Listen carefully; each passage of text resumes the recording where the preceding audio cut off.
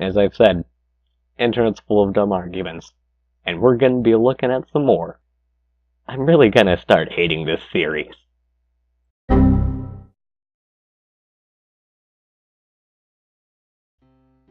I've come across a documentary about how the Earth is flat. I've looked through the comments. This thing is serious. An hour and a half of proof that the Earth is flat. People are like, wow, you changed my whole life. This is a serious flat Earth documentary. Oh boy. It is the natural physics of water to find and maintain a level surface. So then, all bodies of water should conform to the curvature of the Earth. That is, if the Earth is indeed a ball. Any body of water conforming to the curvature would therefore exhibit a distinctive bulge in its center. For instance, a lake 6 miles across would form a measurable mound of water in its center 6 feet high. Next time you're at a lake or at the ocean, keep an eye out for this obviously unobservable fact. The curve is 8 inches per mile, or for every normal person using metric, 20 centimeters per 2 kilometers. On a 12-kilometer lake, the Earth would curve 1.2 meters. That's hardly noticeable. The circumference is 14 million meters. That's not even 3% of the curve. It's nothing. Didn't even take into account the horizontal distance you're seeing. By the way, when I go to the beach and I see the coast of the US from here, I see an obvious curve. Here's an image from a beach that I found. As it's freezing and I can't go in myself, if you zoom in, you can tell the horizon slightly moves off the straight line. Further confirming the non-curvature of the water's surface is the reflection of the moon in water. If the Earth were a ball and the moon in front of you, her reflection would be off the side of the curved water facing away from you, and therefore you wouldn't even see the lunar reflection. You would only see the moon's reflection if she were directly above or behind you, and it would appear as a spotlight on the water. Only on a flat plane does the reflecting light form in a straight line from horizon to observer. The surface of water is but one issue. Based on the claim that Earth is a spinning ball hurtling through space at such immense speeds, factoring in the many wobbles caused by asteroids, comets, and the like, such obviously consistently level surfaces should not even exist. So, no, that's not how light refraction on water works. It will slightly change angle, but the light will hit your eyes nonetheless. You aren't making any sense. Can't believe you're making money off of this nonsense. The tide doesn't change due to asteroids either. They don't get close enough. The tides move towards and away from the moon, that's it. did you know that it is a fundamental fact that surveyors, engineers, and architects never factor in the supposed curvature of the Earth into their projects? Canals, railroads, tunnels, and bridges are all cut and laid horizontally, never allowing for any curvature, often over hundreds of kilometers. Well, that's because they don't need to. They stick to the ground. And the Earth only curves 20 centimeters per 2 kilometers. The Grand Canal is 1,776 kilometers long. That would only curve 355 meters. The curve never needs to be accounted for, as the curve is hardly anything for a tiny railroad or canal. It's like a gnat on a beach ball, building a centimeter-long line from grains of sand. One surveyor of 30 years published in the Birmingham Weekly Mercury, "All our locomotives are designed to run on what may be regarded as true levels or flats. There are, of course, partial inclines or gradients here and there, but they are always accurately defined and must be carefully traversed. But anything approaching to 8 inches in the mile, increasing as the square of the distance, could not be worked by any engine that was ever yet constructed." He goes on to say, "Horizontal curves on levels are dangerous enough.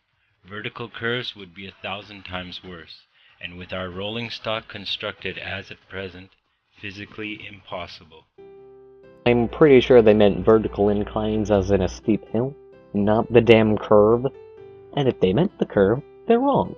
They're not an engineer, they're a surveyor. They don't know what the trains can and cannot handle. I just did some research and found out that a train on the steepest operated railroad goes up 4,956 inches and over a distance of 1.2 miles. That is 126 meters in a distance of 3 kilometers. Ooh, would you look at that? Disproved once more. Okay, here we are at Lake Minnewanka in Alberta. And as you can see, we're just less than a foot above the water surface here. And if we zoom in across the lake, the coastline across the lake clearly comes into focus. So you can see that the water clearly has no curvature, and the water surface is completely flat. So there you have it, folks. More conclusive proof. Here I am, not even a foot off the surface of the edge of the water. And we can zoom across here completely and see absolutely no curvature.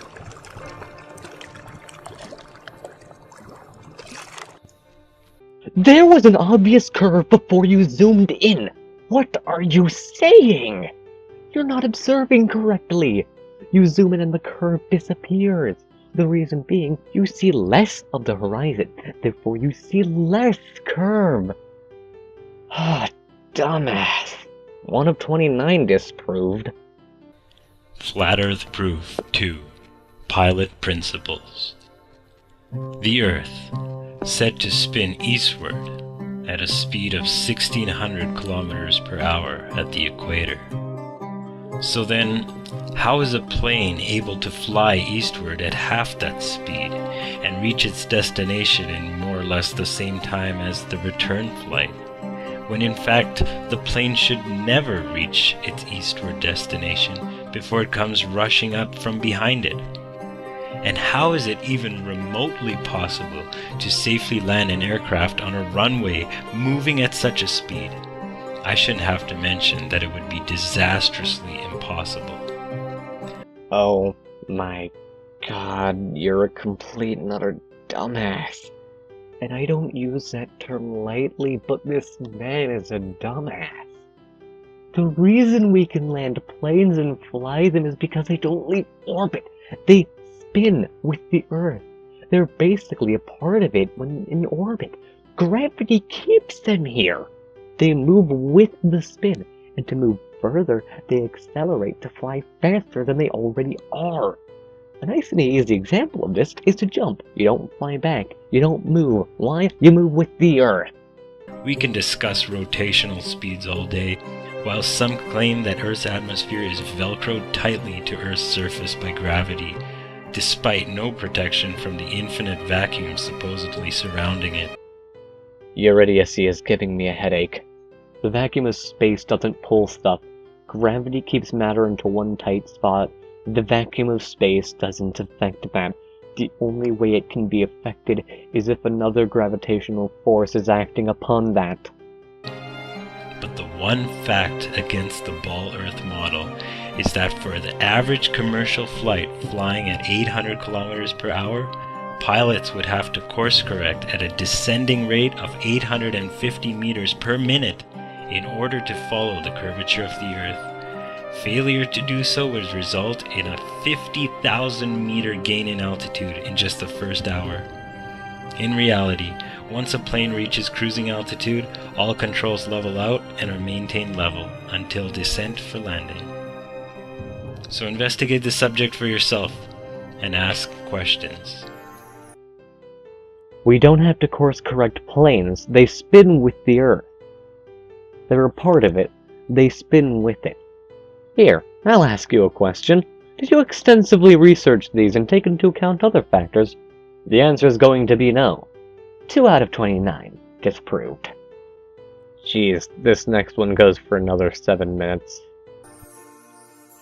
Flat Earth Proof 3. Land Ho.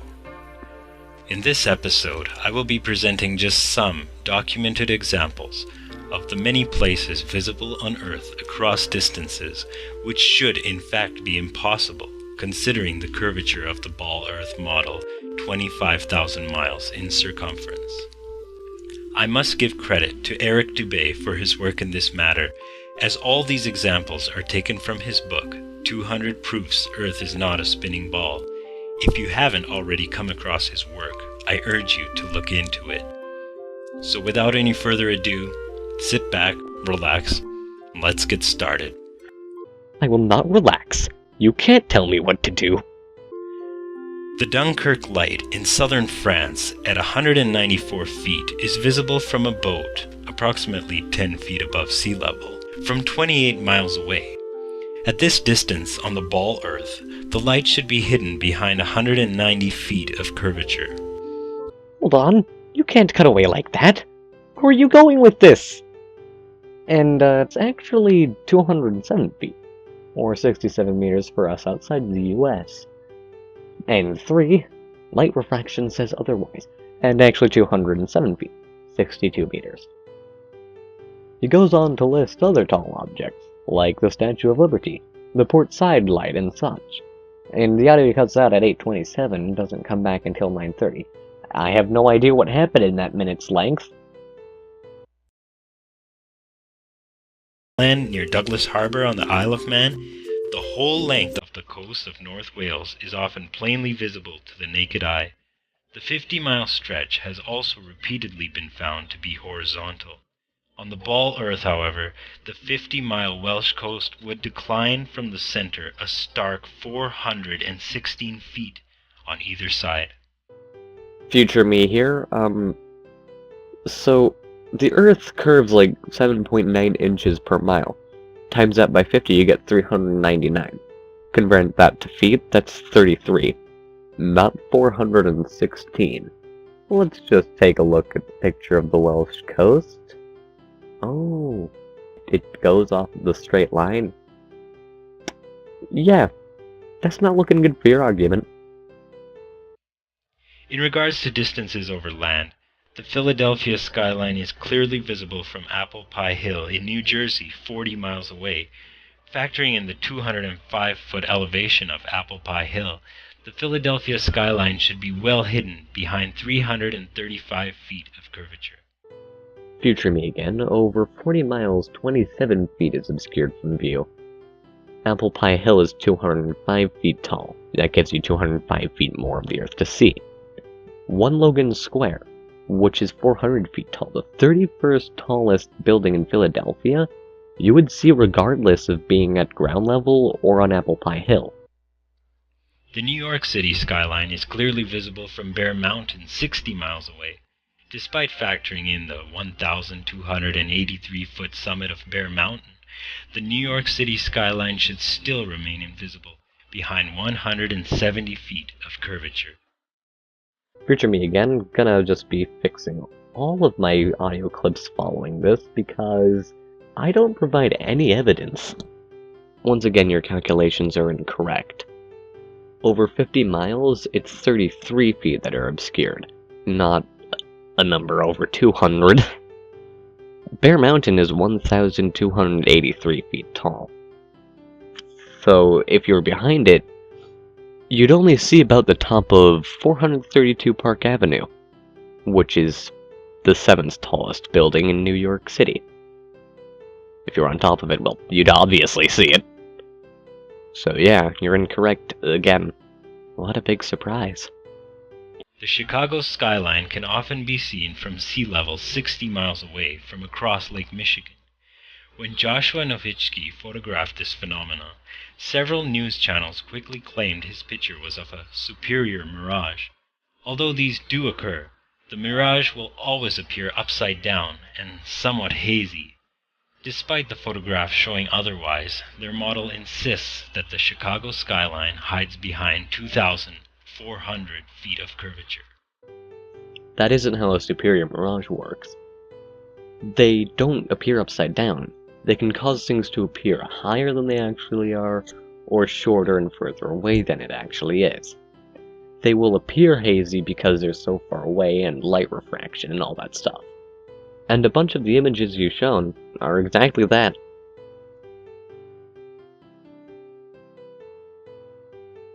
So, for the rest of 3, he goes on to give more examples that I really just don't need to debunk.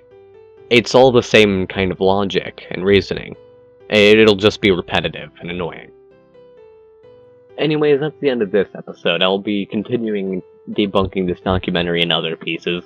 I'll probably come out like every 3 months, at least. Yeah.